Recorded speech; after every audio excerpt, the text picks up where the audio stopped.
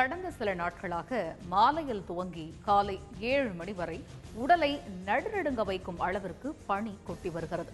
எனவே இந்த மழைக்காலம் மற்றும் பனிக்காலத்தில் காய்ச்சல் உள்ளிட்ட பாதிப்புகளில் இருந்து குழந்தைகள் முதல் பெரியவர்கள் வரை தப்பிக்க என்ன வழி என்பது குறித்து அலசுகிறது இன்றைய சிறப்பு பார்வை. கடந்த மாதத்தில் மழை எட்டி பார்க்காத நிலையில் பனி மட்டும் கடுமையாக பொழிந்து வருகிறது.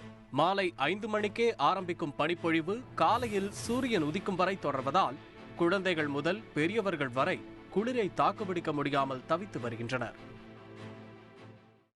சளி அதிகமாக கட்டியாக இந்த கிளைமேட்டால் அவனுக்கு ஒத்துக்கல, ரொம்ப இருமுறான், வீசிங் ப்ராப்ளம் மாதிரி. அதே டாக்டர் பார்த்தா சிரப்பு எல்லாம் எழுதி கொடுத்துருக்காங்க.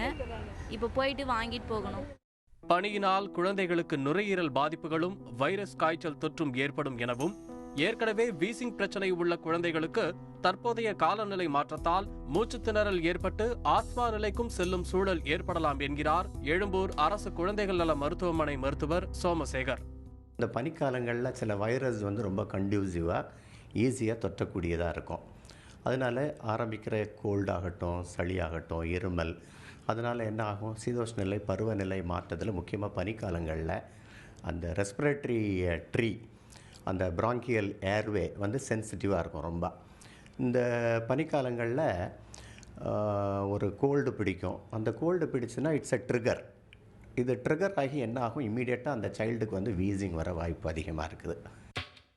பெற்றோர்கள் மேற்கொள்ள வேண்டிய முன்னெச்சரிக்கை நடவடிக்கைகள் என்ன, குழந்தைகளை எவ்வாறு பாதுகாக்க வேண்டும் என்பதை கூறவும் அவர் மறக்கவில்லை. நல்ல ஒரு காட்டன் கிளாத்தில் நல்லா கவரப் பண்ணி உடலை நல்லா சரிவர போத்தி வச்சுக்கலாம். கூட்ட நெரிசலான இடங்களுக்கு செல்லக்கூடாது.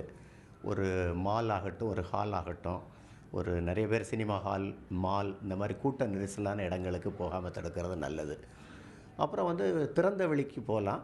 அது ரொம்ப ஈவினிங், மாலை பொழுது, அந்த இருட்டுற நேரத்துக்கு போகாமல் இந்த வெயில் இருக்கும் பொழுதே போயிட்டு ஒரு வாக்கிங் போயிட்டு வரலாம்.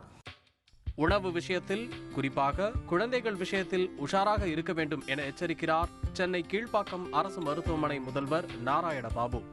குழந்தைக்கு நிறைய தண்ணி கொடுக்கணும். இந்த சீசனில் தண்ணி கொடுக்கணும். முக்கியமாக அவாய்ட் பண்ண வேண்டிய ஃபுட் என்னென்னா கூல்ட்ரிங்க்ஸு, ஐஸ்கிரீம், இதை அவாய்ட் பண்ணணும். அப்புறம் கோல்டாகிறதுக்காக இந்த junk foods like burger, pizza, fast food இதை அவாய்ட் பண்ணணும். நார்மலாக ஹவுஸ்மேட் டயட் கொடுக்குறது ரொம்ப நல்லது. குழந்தைய இந்த மாதிரி பத்திரமான நல்ல உணவு கொடுத்து கதப்பாக வச்சுக்கினா கூடுமானப்பட்ட நோயிலேருந்து குழந்தைய அவாய்ட் பண்ண முடியும்.